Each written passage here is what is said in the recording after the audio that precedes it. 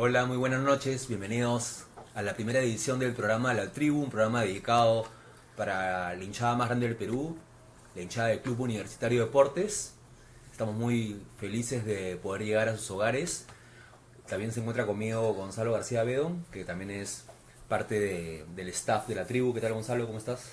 Bien, bueno, con todas las ganas de empezar con este programa. De hecho, es una ventana para que puedan opinar todos los hinchas de Universitario y conversar sobre los diferentes temas que tenemos en el acontecer deportivo de la U en esta semana.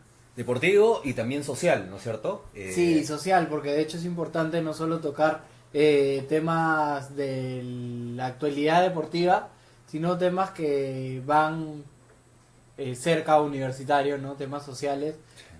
Por ejemplo, hoy día vamos a hablar sobre la ley 30037, los espectáculos deportivos, y también sobre el evento que se desarrolló la semana pasada, la ruta de Lolo. Sí, contamos con la presencia de nuestro amigo Pablo Salazar, sociólogo, miembro del colectivo Lolo. ¿Qué tal, Pablo? ¿Cómo estás? Buenas noches. En realidad contento y dispuesto a responder todas las preguntas que me formulen mis amigos. Para comentar un poco de, en realidad, el espectáculo tribunero, la ley, pero también algunos procesos que están en curso y que afectan a la hinchada y al club, ¿no? Sí. Ujú. Entonces comenzamos el programa con la entrevista a Pablo. Pablo, ¿qué te sugiere la aprobación, perdón, la aprobación, cambio en la ley, ¿no? el cambio en la ley y que ahora se apruebe el ingreso de instrumentos y de banderolas a los estadios? Sabemos que tú has sido uno de los representantes de la hinchada crema, que ha ido al Congreso, que ha estado en contacto con Luciana León, que ha tenido un papel protagónico en el tema de la resolución de esta situación, y también con Carlos Basombrío. ¿Qué te sugiere ahora que ahora se pueden ingresar instrumentos nuevamente a los estadios y banderolas? Primero que nada es una buena noticia, ¿no? Pero sí habría que precisar que no se ha cambiado la ley, porque hay que hacer una distinción entre la ley y el reglamento. La ley fue promulgada el año pasado, creo que entró en ejercicio en junio del 2016, y cuando una ley se aprueba en el Pleno, el sector al que se deriva, en este caso el sector interior, tiene que generar un reglamento que indica cómo va a ser el cumplimiento de la ley, digamos, aterriza el cumplimiento de la ley, lo hace práctico, ¿no? Entonces, es mucho más fácil, y eso fue una de las ideas fuerza que Luciana León nos transmitió cuando nos reunimos los directivos de la trinchera y algunos miembros de la hinchada y, bueno, fue Marito del comité de espectáculo, un miembro de los sueltos, los representantes, la directiva de la trinchera actual y un compañero que es abogado y yo, ¿no? Una de las ideas fuerza de esa reunión es que nosotros no debíamos pelear por la modificación de la ley, porque eso depende del Pleno del Congreso y en realidad es una tarea ardua y es luchar contra la corriente, ¿no? De alguna manera las hinchadas del fútbol cargan ya estigmas, ¿no? Y estos estigmas también son de alguna manera, también han llegado a los políticos. De hecho aprobaron esta ley con ese fin, con el fin de generar políticas que permitan contener la violencia en los estadios, ¿no?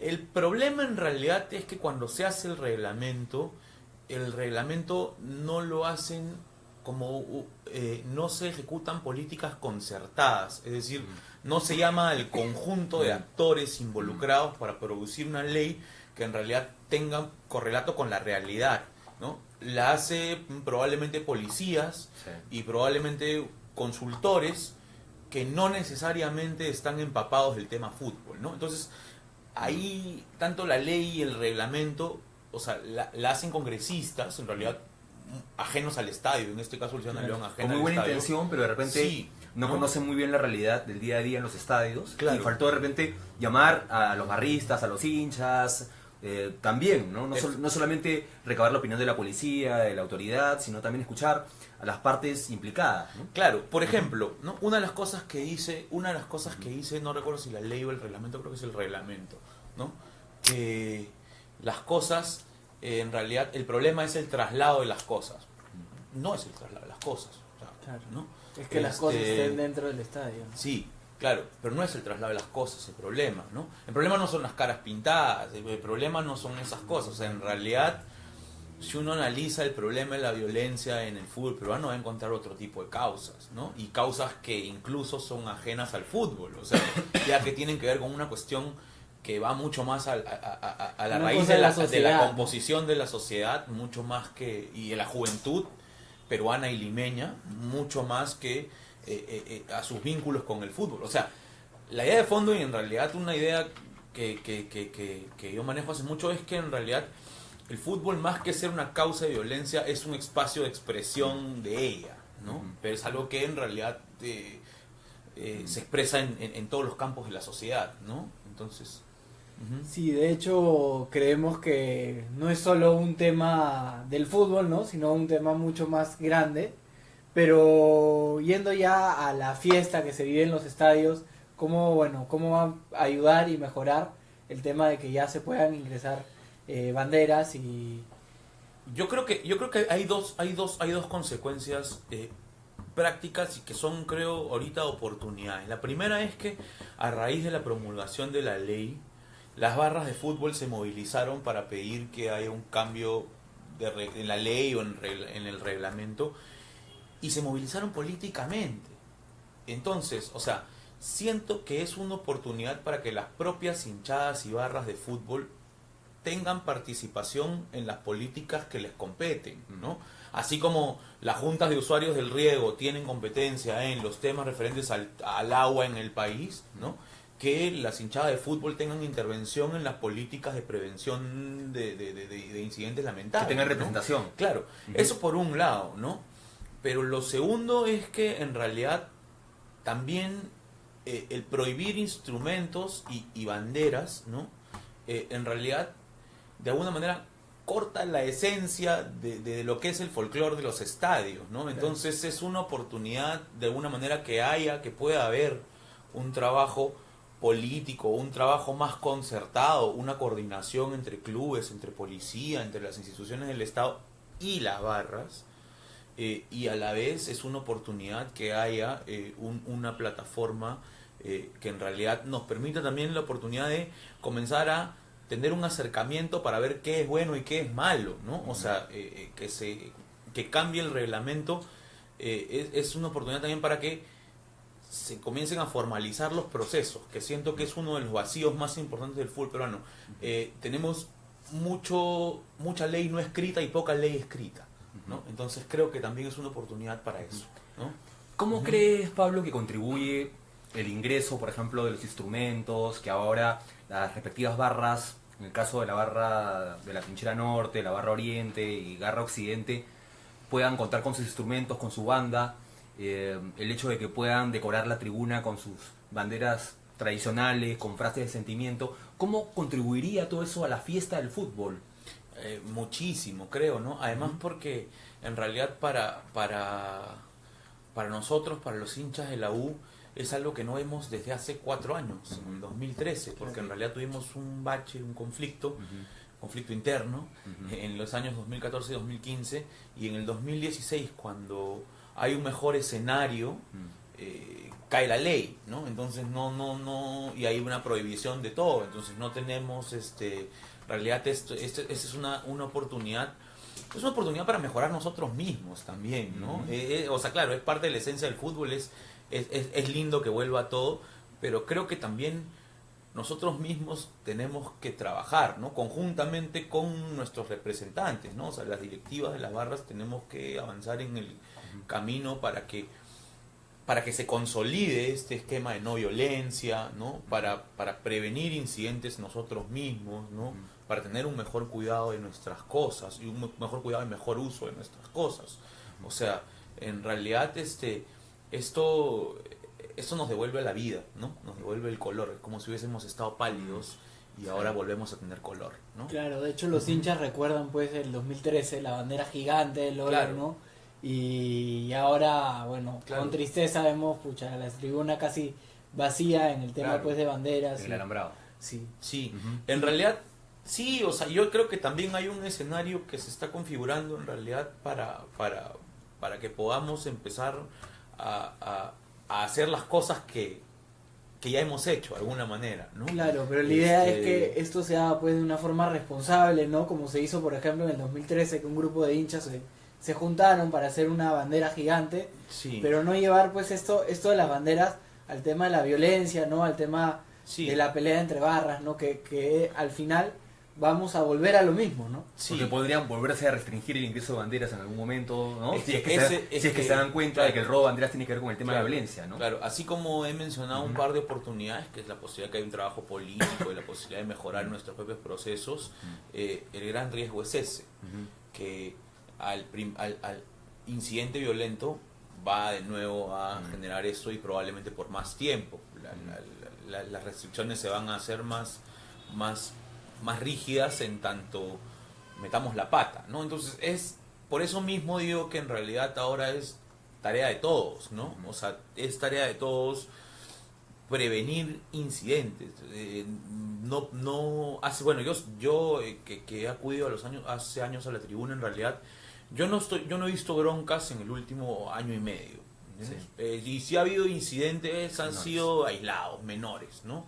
Entonces, creo que ahorita a nosotros nos agarra en un momento bueno para empezar a caminar bien en ese sentido. Pero el problema es que como esta es una ley que atañe a todo el fútbol peruano, en realidad no podemos controlar lo que ocurra tampoco en otras barras. Así como en otros momentos nosotros tenemos un conflicto interno y ellos no.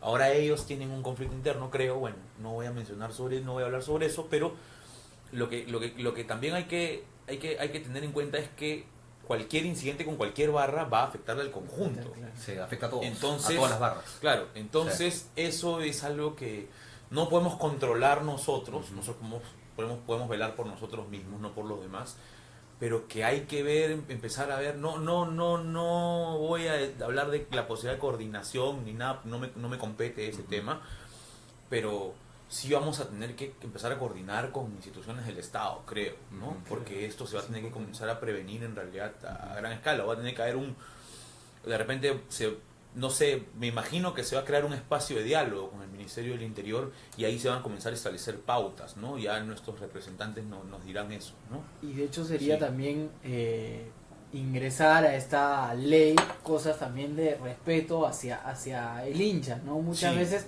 o sea, yo he conversado, por ejemplo, Sí. con representantes del club y me dicen, por más que nosotros queremos abrir 2 puertas en Norte, no se puede, Claro. la policía no permite. Pero eso parte también de un poco lo que tú comentabas, que es un pensamiento de un policía Sí. que ve la parte de seguridad, pero no ve a la otra parte, ¿no? Que es el hincha. Sí, Claro. y eso genera violencia también, ¿no? Sí. El hecho, por ejemplo, que las puertas no estén abiertas cuando faltan 40 minutos para que empiece el partido, que habiliten una puerta pequeña para 10.000 personas en la popular, Claro, ¿no? claro.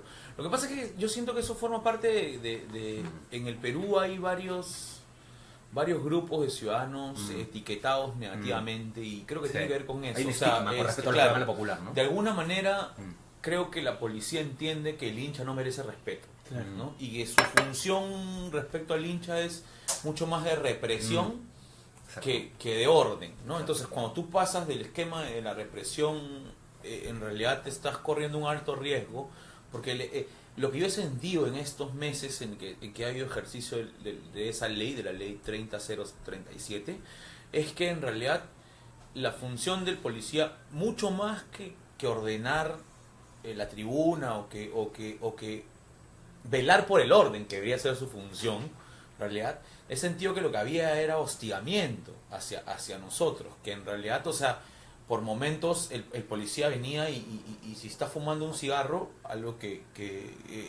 venía y lo pisaba con furia y te trataba de quitar la cajetilla. En otros momentos a mí me han llegado a decir que no esté parado, ¿me entiendes? O sea, a amigos les han dicho que no estén sin polo, ¿no? O, por ejemplo, que no puedes ingresar con lentes o con una gorra. Claro. La revisión que es desmedida, exagerada. Claro. ¿no? Entonces, cada espacio tiene sus propios códigos. Yo no voy a ir al teatro y me voy a quitar el polo, ¿no? Ni no voy al teatro a estar parado o a estar cantando Dale O sea, Claro. el teatro tiene sus propios códigos, el cine tiene sus propios códigos, el estadio también tiene sus propios códigos. las tribunas tienen sus propios códigos, o sea, en una tribuna tú te comportas diferente que en otra, ¿me entiendes? Pero entonces ellos siento que en el ejercicio de la represión no estaban velando por la seguridad de los asistentes, sino que estaban de alguna manera tratando a los asistentes como enemigos, o como enemigos o como gente que ha cometido algún delito, cuando ese es un enfoque equivocado, ¿no? O sea, tú no puedes tratar como a un delincuente a quien no lo es, ¿no? O a quien no sabe si lo es. Entonces, siento que por ahí todo lo que ha pasado desde el año pasado en torno a la represión es consecuencia también de las cargas que pesan sobre las personas que acuden a los estadios de fútbol, ¿no?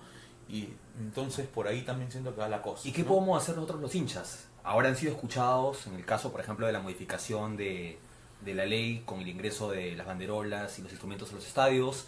Ahora me parece que puede haber más canales para poder ser escuchados por las autoridades con respecto, por ejemplo, al trato de la policía. Me parece que en los últimos partidos ya no hay presencia de la policía en las tribunas, que generaba, por ejemplo, muchos conflictos. Ahora hay una seguridad privada. Entonces, también creo que compete también a los mismos hinchas, a los colectivos y al club, hacer velar también porque los hinchas tengan un buen momento en el estadio, que no se sientan incomodados por la policía de manera innecesaria. Definitivamente. Lo que pasa es que, en realidad, claro, algo que no he mencionado de alguna manera, pero que sí es bueno tocar antes de responder la pregunta, es que esto es política, ¿no? Entonces, en el momento que Basombrío decide meterse en el tema públicamente, me refiero a declarar, porque la ley no es de Basombrío. Basombrío llega y asume esto, y en realidad lo asume primero confrontando a las hinchadas de fútbol, ¿no? Con mensajes altisonantes. Entonces, y dice, de alguna manera, yo no voy a ganar seguridad a los estadios, que ellos metan, esperando la metida de pata de las barras, y en realidad no hubo metida de pata, porque no hay un momento para por una metida de pata. Hay una organización, los propios directivos de la trinchera y de las demás barras están comprometidos en esto, están tratando de velar por la no violencia, están coordinando con el club, se está colocando seguridad privada, etcétera, etcétera. Nosotros mismos hemos estado hablando de que la gente no se trepe al alambrado, cuestiones mínimas, pero que previenen el no cumplir con las normas, y entonces eso es política. Y en el marco de ese trabajo político, justo respondiendo a la pregunta, en realidad lo único que nos queda hacer es organizarnos y tratar de tener canales institucionales.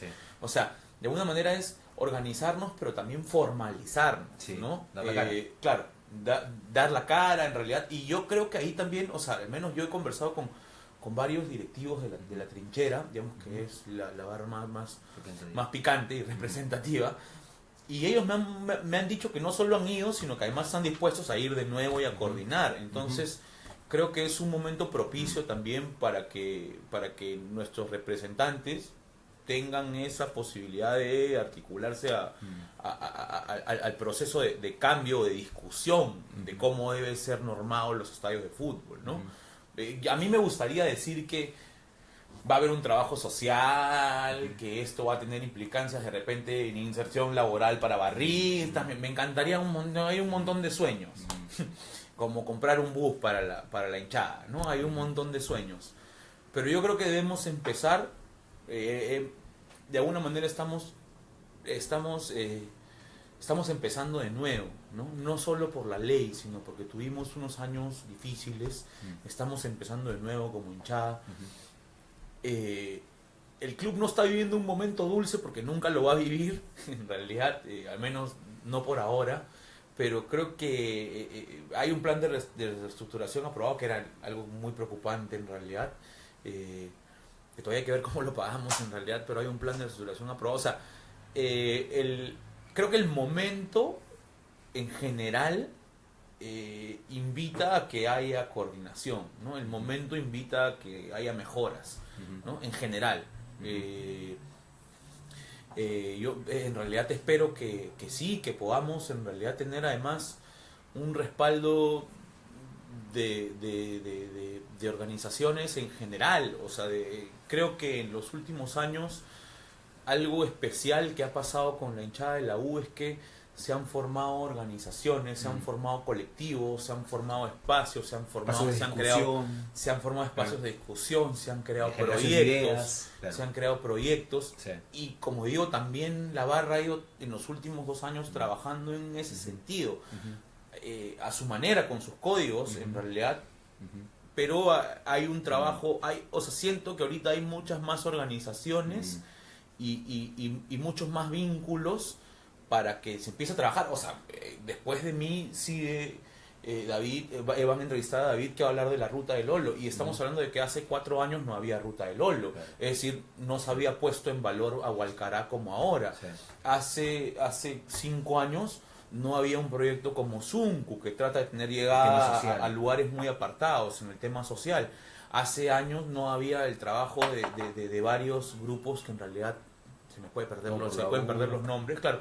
Bueno, todo por la U sí venía sostenidamente hace varios años, ¿no? Trabajando sus proyectos, también los hinchados, pero yo sí quiero llamar la atención sobre varios colectivos y varios espacios, varias plataformas. Diego, tú que conoces el tema bastante bien, Nos Sobra Aliento desde el 2009, Atados a un Sentimiento de los 90, pero salieron un montón de bandas, 6-8 bandas de música, y eso es de los últimos 5 años.